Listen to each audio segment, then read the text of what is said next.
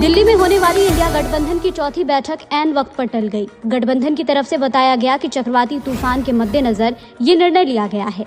CM Nitish Kumar के साथ साथ पश्चिम बंगाल की मुख्यमंत्री ममता बनर्जी और सपा प्रमुख अखिलेश यादव ने इसमें शामिल होने से इनकार कर दिया था। ट्रैक्टर से लोगों को कुचलने का दिल दहला देने वाला ये वीडियो वैशाली के राघवपुर का है। खेत की जुताई को लेकर हुए विवाद में दो पक्ष भिड़ गए। कुल 5 लोग घायल हैं। सभी की हालत गंभीर बताई जा रही है। घायलों को पटना के एनएमसीएच रेफर कर दिया गया है। राघवपुर डिप्टी सीएम का विधानसभा क्षेत्र है। सासाराम में मंत्री जमा खान की स्कॉट गाड़ी दुर्घटनाग्रस्त हो गई। हादसे में एक पुलिस जवान ने मौके पर ही दम तोड़ दिया। 4 सिपाही घायल हैं। सभी को अस्पताल में भर्ती करवा दिया गया है। पुलिस की बोलेरो सड़क किनारे खड़े एक ट्रक में घुस गई। गोपालगंज में भारतीय क्रिकेटर मुकेश कुमार की भव्य रिसेप्शन पार्टी हुई। ऑस्ट्रेलिया के खिलाफ 3 दिसंबर को T20 मैच खेलकर मुकेश यहां पहुंचे थे। उन्होंने कहा कि जिनके साथ शुरू से रहा उनके साथ ही जिंदगी की दूसरी पारी शुरू कर रहा हूं। मुकेश की शादी 28 नवंबर को गोरखपुर में हुई थी। पूर्व मुख्यमंत्री जीतन राम मांझी ने दिल्ली के जंतर मंतर पर नीतीश कुमार के खिलाफ धरना प्रदर्शन किया। इस दौरान नीतीश सरकार स्वाहा और आरजेडी सरकार स्वाहा जैसे नारों के साथ हवन में आहुति दी गई। मांझी ने नीतीश कुमार पर दलितों को अपमानित करने का आरोप लगाया है। छपरा में बाइक सवार बदमाशों ने आरजेडी नेता सुनील महतो की गोली मारकर हत्या कर दी। भेल्दी थाना क्षेत्र में सोनहो टोल प्लाजा के पास हमलावरों ने उन्हें निशाना बनाया। सुनील बालू के कारोबार से भी जुड़े थे। उनकी हत्या किस वजह से की गई, फिलहाल इसका खुलासा नहीं हो पाया है। बंगाल की खाड़ी से उठे चक्रवाती तूफान मिचोंग का असर बिहार में भी नजर आ रहा है। मंगलवार को पटना, भोजपुर, शेखपुरा समेत कई जिलों में बूंदाबांदी हुई। मौसम विभाग ने 6 दिसंबर को गया, रोहतास और नालंदा में भी बारिश की संभावना जताई है। बिहार में शिक्षक भर्ती परीक्षा का दूसरा फेज 7 दिसंबर से शुरू होने जा रहा है। करीब 8.5 लाख आवेदन ऑनलाइन आ चुके हैं। किसी तरह की गड़बड़ी ना हो, इसके लिए हर सेंटर पर विशेष जांच की व्यवस्था की गई है। हर दिन अलग अलग जिलों में अलग अलग सेंटर बनाए गए हैं। लखीसराय में एक महिला समेत उसकी 2 बच्चियों का गला रेत दिया गया। महिला की मौके पर ही मौत हो गई। बच्चियों की हालत गंभीर बनी हुई है। दोनों को पीएमसीएच में भर्ती करवा दिया गया है। वारदात के वक्त पति घर पर नहीं था। बांका में शादीशुदा प्रेमिका से मिलने पहुंचे प्रेमी को महिला के घर वालों ने बांधकर पीटा। उसे प्रेमिका ने ही फोन करके बुलाया था। महिला के परिजनों ने दोनों को रंगे हाथों पकड़ लिया।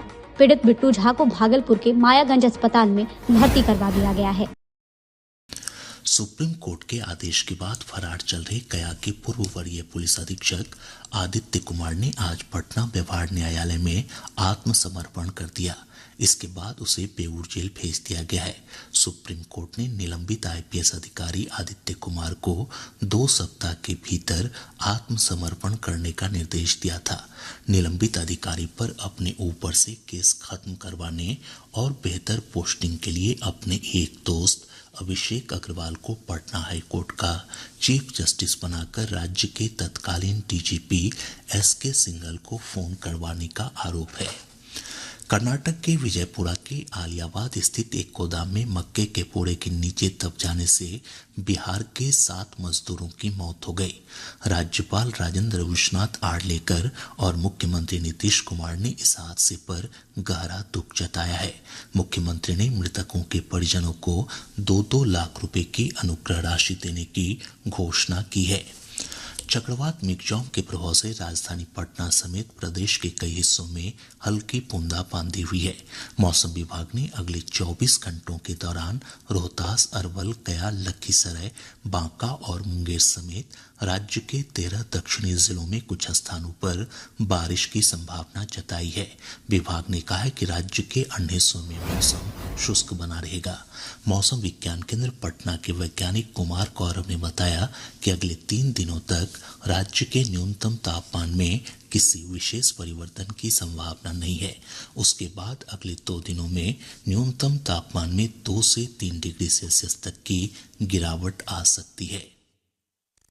अगले 24 घंटों के दौरान राज्य के दक्षिण पश्चिम भाग के रोहतास, भभुआ, औरंगाबाद जिलों, दक्षिण मध्य भाग के गया, नालंदा, जहानाबाद, शेखपुरा, नवादा, लखीसराय जिलों एवं दक्षिण पूर्व भाग के जमुई, बांका, मुंगेर एवं भागलपुर जिलों के 1 या 2 स्थानों में हल्की वर्षा होने का पूर्वानुमान है। राज्य के न्यूनतम तापमान में अगले 3 दिनों के दौरान कोई विशेष परिवर्तन की संभावना नहीं है। तत्पश्चात तत्पश्चात अगले 2 दिनों में 2 से 3 डिग्री सेल्सियस की कमी की संभावना है। दरभंगा जिले के कोई मिस्र लगवा निवासी संस्कृति मिस्र को वर्ष 2023 का मैथिली का साहित्य अकादमी युवा पुरस्कार प्रदान किए जाने की घोषणा की गई है। यह पुरस्कार उनके कविता संग्रह कहवाक ऐ छमरा के लिए प्रदान किया जाएगा। इस पुस्तक में कई खोए हुए और लुप्त हो रहे शब्दों का सार्थक प्रयोग है। रोहतास जिले के कोचस थाना क्षेत्र अंतर्गत रूपी बांध गांव के पास राज्य के अल्पसंख्यक कल्याण मंत्री जमा खान के काफिले में शामिल एक पुलिस वाहन सड़क किनारे खड़े ट्रक से जा टकराया। हादसे में होमगार्ड चालक जवान की मौत हो गई, जबकि 4 अन्य पुलिसकर्मी घायल हो गए। दूसरी तरफ शेखपुरा जिले के शेखोपुर सराय थाना क्षेत्र अंतर्गत नीमी गांव में एक तेज रफ्तार 4 पहिया वाहन की चपेट में आने से मां बेटी की मौत हो गई। राज्य सरकार पीएम ई बस सेवा योजना के तहत 400 इलेक्ट्रॉनिक बसों की खरीद करेगी। इन बसों का परिचालन पटना, गया, मुजफ्फरपुर, भागलपुर, दरभंगा और पूर्णिया में होगा। मुख्यमंत्री नीतीश कुमार की अध्यक्षता में हुई राज्य मंत्रिमंडल की बैठक में इस आशय के प्रस्ताव को मंजूरी दी गई। बैठक के बाद कैबिनेट विभाग के अपर मुख्य सचिव डॉक्टर एस सिद्धार्थ ने बताया कि कैबिनेट ने बिहार इलेक्ट्रिक वाहन नीति 2023 को भी मंजूरी दी है। इसके तहत अब इलेक्ट्रॉनिक वाहनों की खरीद पर टैक्स में अधिकतम 75% तक की छूट मिलेगी। केंद्र सरकार ने कहा है कि पिछले 3 वर्षों में कुल 18 करोड़ 50 लाख लाभार्थियों को प्रधानमंत्री जीवन ज्योति बीमा योजना और प्रधानमंत्री सुरक्षा बीमा योजना के लिए नामांकित किया गया।